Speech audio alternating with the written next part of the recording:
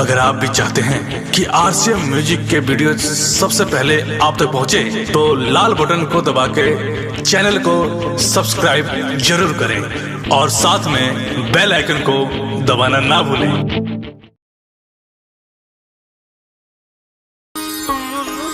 पंकज बेदर्दी जौनपुर जिला यूपी से रघुआ सबके गोड़ छुके प्रणाम करतानी।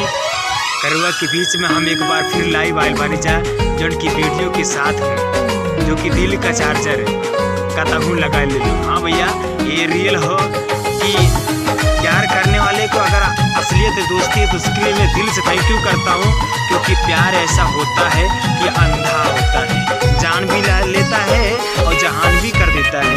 मैं चाहूँगा कि प्यार करिए और अच्छी बात है, आप जहाँ रहे खुश रहिए। हमारा एक रियली दोस्त था, अच्छा दोस्त था, उसने हमको छोड़ा, मैं उनको नहीं छोड़ा हूँ, ना ही छोड़ूंगा। अगर वो छोड़ देंगे तो ये मत सोचिए कि मैं तुमसे अच्छा दोस्त हीरो का खोजूंगा। ये ऐसा नहीं है कि मैं अकेला हूँ, अकेला ही रहूँगा, क्योंकि तुम जहाँ रहो वहाँ खुश रहो। मैं फिर से आने के लिए मैं रोकूंगा भी नहीं कि आप आइए या आप चले जाइए। मैं अभी भी ऐसा नहीं कर सकता, क्योंकि आप अच्छे हैं, मैं आपकी अच्छाई को प्रशंसा करता हूँ, मैं आपको दिल से थैंक यू बोलता हूँ, क्योंकि आप बड़े अच्छे हैं। भगवान आपको अच्छे से अच्छे तक ऊंचाई तक पहुँचाए, इसके लिए मैं चाहूँगा। क्योंकि एक इस पर केसालाल जी का सॉन्ग भी है कि छोड़ी पंकज के पारे साहे चल गईलू हो, नहीं रहे मालूम तना बदल गईलू हो।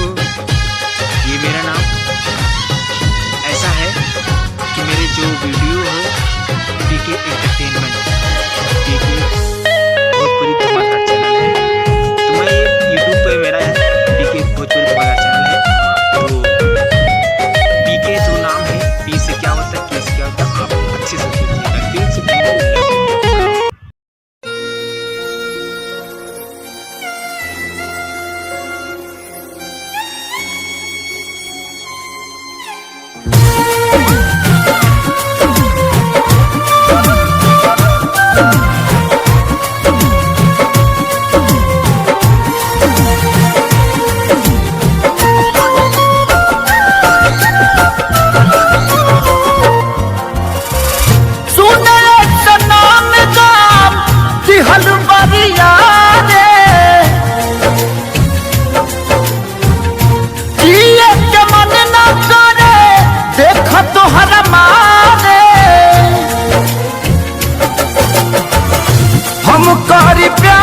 तोहसे हो, हम कारी प्यार तोहसे, तू तो सजा दिलू।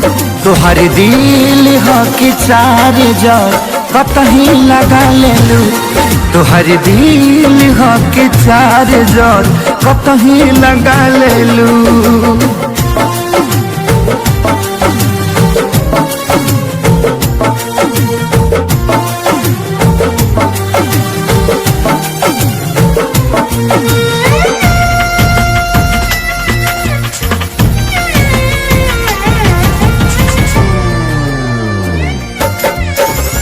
कबो न मुस्कुरालू तू, क्षण में रूठ जालू तू, जरत जैसे दिया होके वैसे बुझ जालू तू।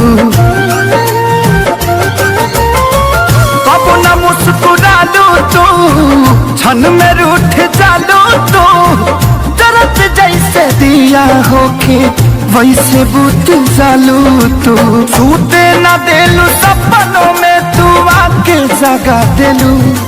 तुहर दिल हो कि चार जर कतही लगा लेलू, तुहर दिल हो कि चार जर कतही लगा लेलू।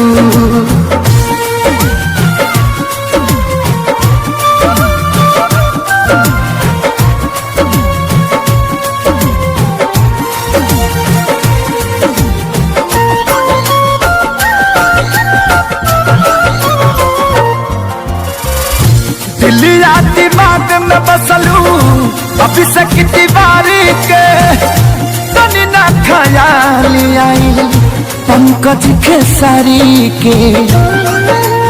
हो दिलिया दिमाग में बसलू अभिषेक तिवारी के तनी ना खयाली कैलू पंकज खेसारी के पैसा पकैलू प्यार जान हमके भागा देलू तोहर दिल हो के चार जार कहीं लगा लेलू तोहर दिल हो के चार जार कहीं लगा लेलू।